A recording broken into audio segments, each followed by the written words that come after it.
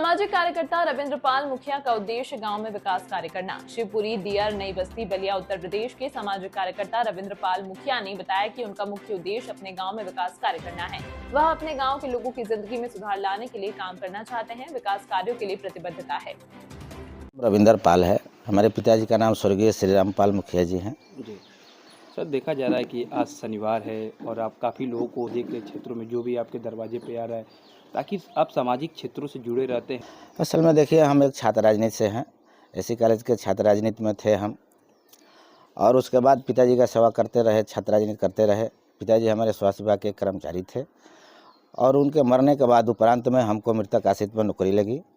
लेकिन हमारे मन में था कि मैं समाज का सेवा करता रहूं, और इस ग्राम सभा में जब हमारा अपना पिताजी के माध्यम से परिवार के थी से उत्तराधिकारी जब मैं बना विरासत का, तो मैं सेवा करने के भाव से गांव में एक ये रहा कि मुखिया सेवा संस्थान भी चलाते हैं हम। उसके माध्यम से हम कुछ गरीब असहाय लोगों को कंबल वगैरह वगैरह पुण्यतिथि में बांटने का काम करते हैं। और उस कारवा को हम अपने पिताजी को कारवा के लेकर के उनको जो कमियाँ अधूरा छोड़ के गए थे, मैं उसको पूरा करने के लिए ग्राम सभा में शिवपुरी नई बस्ती में अपने परिवार से किसी व्यक्ति को चुनाव, अपने व्यवहार, अपने कर्म, अपने चेहरे के नाम पर बनाने का प्रयास करूंगा। लेकिन सर, बात की जाए जिस तरह मुखिया शब्द एक बड़ा एक अनोखा शब्द होता है, और मुखिया आपका एक टैग, मतलब एक पिताजी के ज़माने से चलता आ रहा है मुखिया।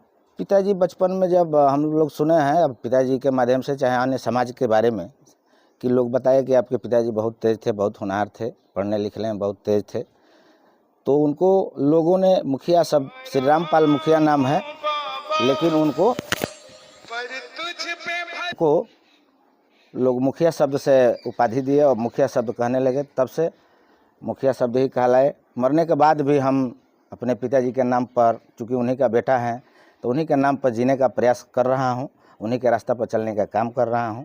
यही मुखिया का ये है।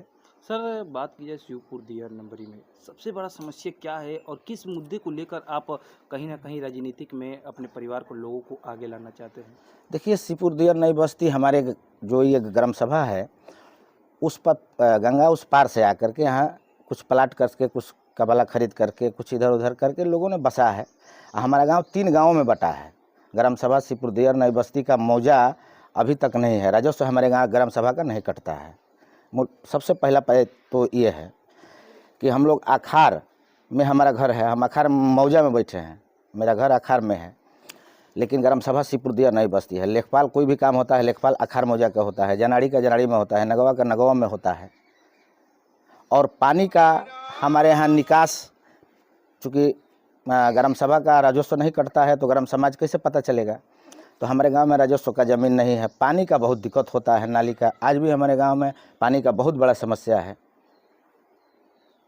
पानी गिरने का समस्या नहीं है। यदि आपको शिवपुर की दियर जनता आपको चाहती है, यहाँ पे बुलाना चाहती है, तो आपकी क्या क्या प्राथमिकता रहेगा? किन किन मुद्दों पे आप अपने परिवार के जो भी सदस्य को चुनाव लड़ाएंगे, आपकी प्राथमिकता रहेगा गाँव? हमारा प्राथमिकता है कि हमारा गांव का पानी का पहले विकास हो जाए, पानी का निकास हो जाए।